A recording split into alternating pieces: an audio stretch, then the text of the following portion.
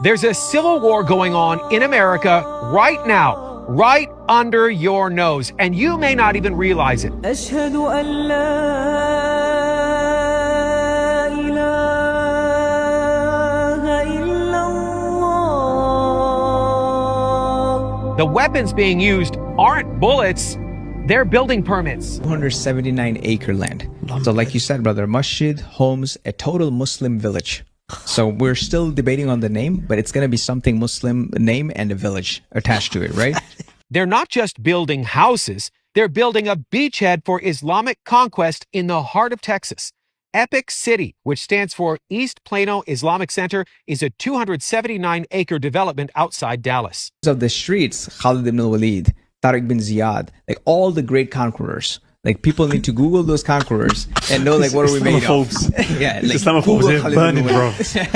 Google Tariq bin Ziyad. Tariq bin Ziyad is a Muslim commander who invaded Spain and conquered Christian land.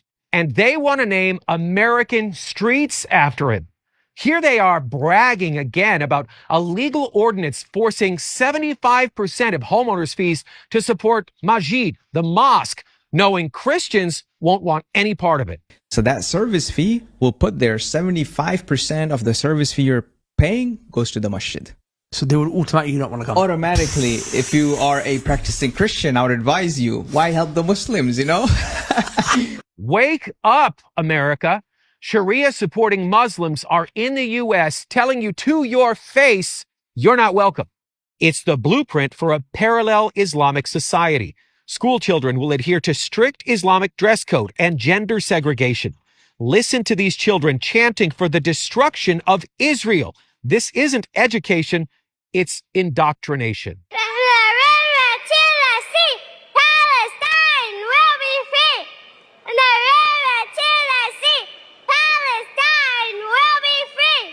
The New York Times makes it sound like this is just another housing project, accusing patriots sounding the alarm of Islamophobia. Do these men sound like they're afraid of Islamophobia? A guy from Bangladesh comes over to the USA.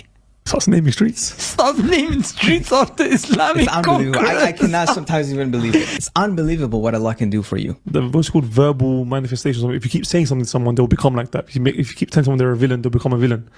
People get saying, "Bro, these Islamics are taking over." The masses, you know what? It's taking over. If you keep calling, if you keep saying it, Yes. I'm actually gonna do it. The New York Times is attacking Governor Abbott, trying to portray him as the villain after a criminal probe was launched. There appear to be multiple violations that have taken place here. One is information has been provided to investors that appears to be misleading.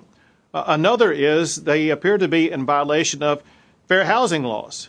Also, we found that, they talk about doing all this building, but they don't have any building permits to actually do any building, and they have challenges even getting those building permits. And this is where the Muslims brag once again about manipulating the system using kuffar. Kuffar is a highly derogatory term used to describe non-Muslims. Great attorneys. Now we're going to use the kuffar. So I hired everyone that the township knows. So they have dealt with this is their boy, their attorney. This is their civil engineer. This is their planning commissioner. Now the township is going to see an application coming from, I'm not going to name his name, like John Smith submitting this application, but it says Khalid ibn Walid Street. Oh my God, what is John Smith thinking, right? But this is what you make John Smith do when you got the money. You hire John Smith and tell him, hey, submit an application as I tell you to submit. The time for action is now. Call Governor Abbott's office and thank him for standing strong. And call your local congressman.